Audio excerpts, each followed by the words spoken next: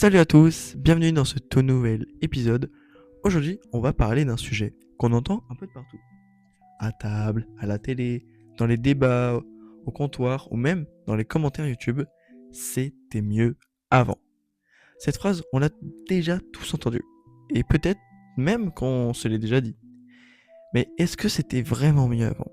Ou est-ce qu'on idéalise juste un passé qui nous rassure? Allez, on rembobine un peu et on réfléchit ensemble. Alors déjà, la nostalgie, c'est une machine à illusions. On va pas se mentir, la nostalgie, c'est puissant. On se rappelle de notre enfance, des dessins animés du matin, des goûters après l'école, des étés sans réseaux sociaux. Tout semblait plus simple et plus pur. Mais la vérité, c'est que notre cerveau filtre les souvenirs.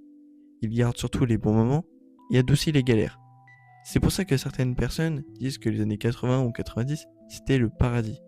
Alors qu'il y avait des crises économiques, pas de smartphone, moins de confort et clairement pas Netflix. Bref, la nostalgie, c'est comme un filtre Instagram. Ça embellit la réalité. Les vraies évolutions, maintenant, si on regarde objectivement, aujourd'hui on a des trucs de fou. La médecine a fait des bonds incroyables, la technologie nous connecte au monde entier en quelques secondes, et l'accès à la culture et à l'information est quasi illimité. Tu vas apprendre une langue, tu vas sur une appli. Tu veux lancer un projet, vendre un truc, t'exprimer, t'informer, tout est là à portée de main. Et pourtant, on a l'impression d'être plus stressé, plus seul parfois.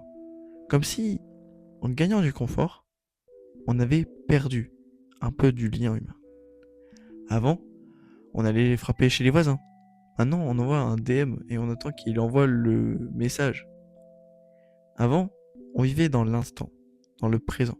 Aujourd'hui, on le filme, on le poste et on le regarde plus tard. C'est malheureux, mais on cultive tous un peu cet esprit de toujours prendre en vidéo, en photo. Certes, c'est bien, mais vaudrait-il pas mieux vivre l'instant présent? Aussi, pourquoi on idéalise le passé?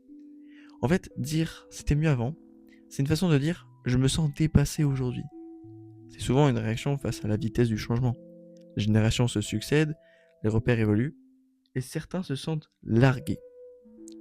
Mais au lieu de dire que c'était mieux avant, peut-être qu'il faudrait se demander qu'est-ce qu'on peut garder du passé et qu'est-ce qu'on peut améliorer aujourd'hui.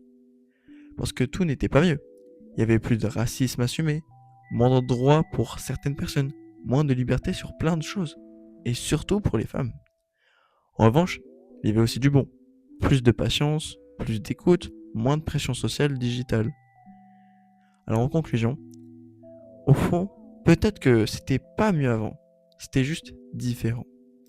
Et ce qui nous manque, c'est pas forcément le passé, mais certaines valeurs, certaines émotions qu'on a oubliées en chemin. Ce qui est sûr, c'est que le présent, lui, on peut le vivre à fond.